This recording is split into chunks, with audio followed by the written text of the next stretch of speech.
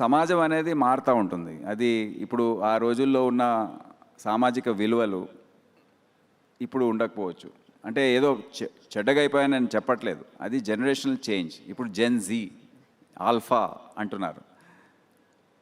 ఇప్పుడు వారు మన ఇంట్లోనే చూస్తున్నాం మనం ఏ విధంగా వ్యవహరిస్తారు.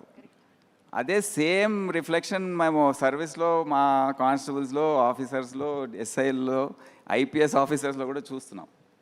సో వాళ్ళ ఆలోచన తీరు వేరే.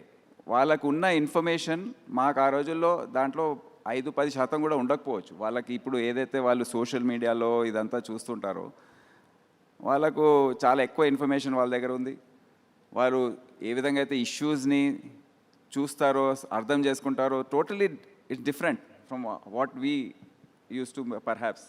సో ఇది అర్థం చేసుకోవాలి. ఓవర్ 35 years, నేను నా 35th year సర్వీస్, 3.5 decadesలో అప్పుడు ఈ విధంగా ఉండేది. ఇప్పుడు చూసుకుంటూ వచ్చాం.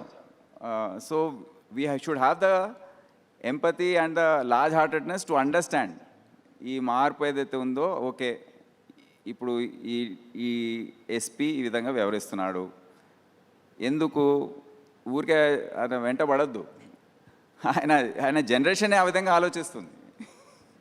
సో కొద్దిగా ఎంపతితో కొద్దిగా అకామిడేషన్ చేస్తూ వారిని గైడ్ చేసి సరైన దారిలో పెట్టడం అనేది ఉద్దేశంగా ఉంటుంది.